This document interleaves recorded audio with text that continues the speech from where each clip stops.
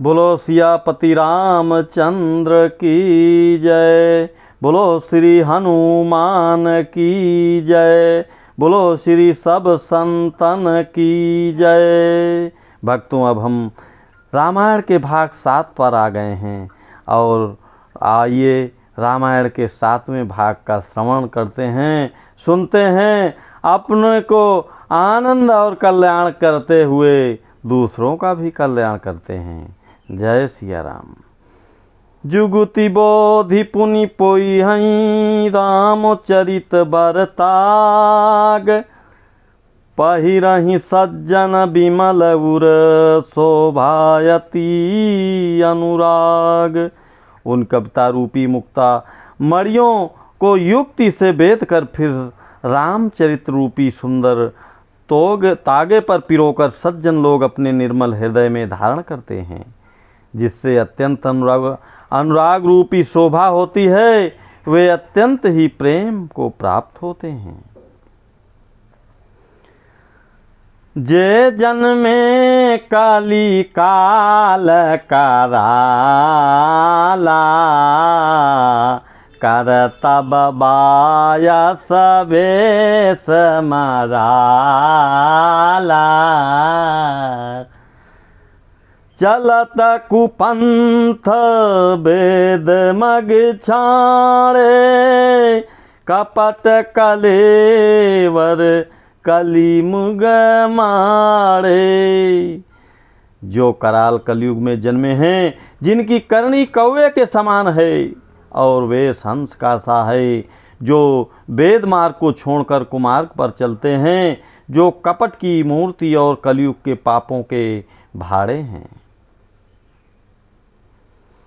वंचक भगत कहाई राम के। किंकर कंचन कोह काम के। तीन मह प्रथम रेख जग मोरी। धींग धर्म ध्वज धंधक धोरी। जो श्री राम जी के भक्त कहलाकर लोगों को ठगते हैं, जो धन लोभ क्रोध और काम के गुलाम हैं, और जो धींगा धांगी करने वाले धर्मध्वजी धर्म की झूठी ध्वजा फहराने वाले दंभी और कपट के धंधों को बोझ ढोने वाले हैं, संसार के ऐसे लोगों में सबसे पहले मेरी गिनती है। जाऊं अपने अवगुण सब कहूँ। बाढ़ई कथा पार नहीं लहूँ। ताते मैं अति अलप बखाने। थोरे महूँ जानी हई सयाने। यदि मैं अपने सब अवगुणों को कहने लगूं तो कथा बहुत बढ़ जाएगी और मैं पार नहीं पाऊंगा। इसमें मैंने बहुत कम अवगुणों का वर्णन किया है, बुद्धिमान लोग थोड़े से ही समझ लेंगे। समुझी विधि विधि विनती मोरी।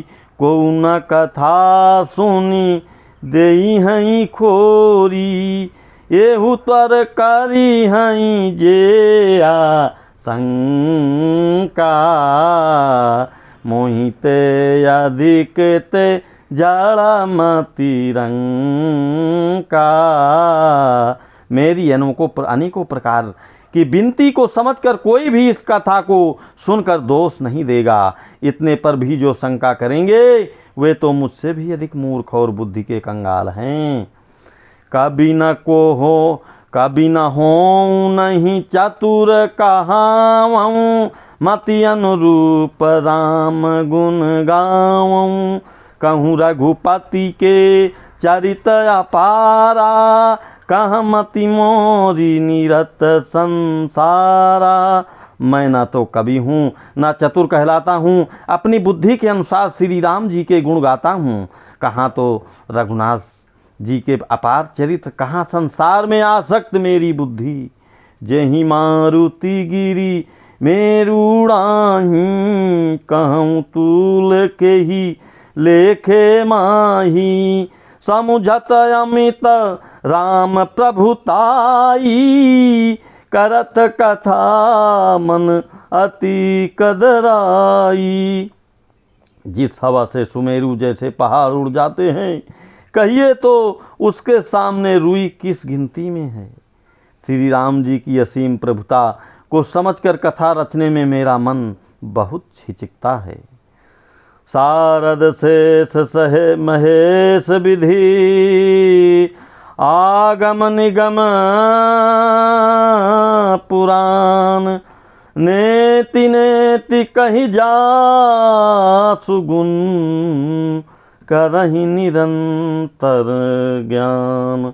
सरस्वती जी, शेष जी, शिव जी, ब्रह्मा जी, शास्त्र वेद और गुण पुराण, ये सब नेति नेति नेति नेति कहकर पाकर नहीं, पाकर ऐसा नहीं, ऐसा नहीं कहते हुए सदा जिनका गुणगान किया करते हैं। सब जानत प्रभु प्रभुता सोई, तदपि कहें बिनु रहा न कोई, तहाँ वेद यस कारण राखा, भजन प्रभाव भांति बहु भाखा। यद्यपि प्रभु श्री रामचंद्र जी की प्रभुता को सब ऐसी आकतनी ही जानते हैं, तथापि कहे बिना कोई नहीं रहा। इसमें वेद ने ऐसा कारण बताया है कि भजन का प्रभाव बहुत तरह से कहा गया है, अर्थात भगवान की महिमा पूरा वर्णन तो कोई कर नहीं सकता, परंतु जिससे जितना बन पड़े उतना भगवान का गुणगान करना चाहिए, क्योंकि भगवान के गुणगान रूपी भजन का प्रभाव बहुत ही अनोखा है। उसका नाना प्रकार से शास्त्रों में वर्णन है। थोड़ा सा भी भगवान का भजन मनुष्य को सहज ही भव सागर से तार देता है, यानी पार उतार देता है।